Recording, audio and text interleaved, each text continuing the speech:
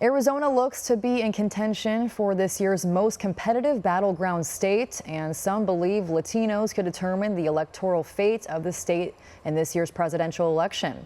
One America's Shane Althaus has more. In one of this year's key battleground states, a sharp contrast is evident between the strategy of the Biden campaign versus the Trump campaign.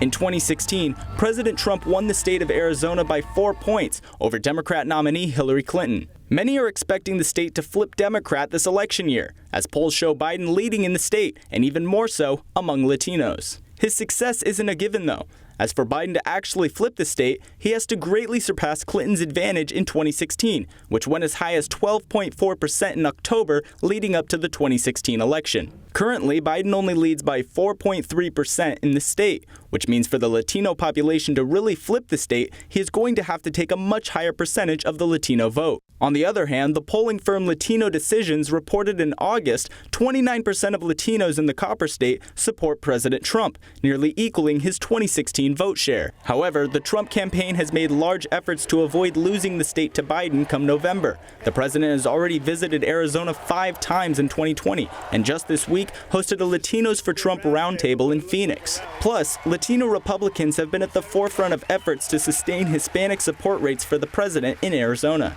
Chairman of the Republican National Hispanic Assembly, Anthony Cabasa, says being a Republican Latino opens him up to criticism from people on the left, but he says he believes conservative policies should appeal to Hispanics and Latinos. I have had people wishing that my children would catch COVID and die because of the president's rhetoric, and so it's definitely been an uphill battle.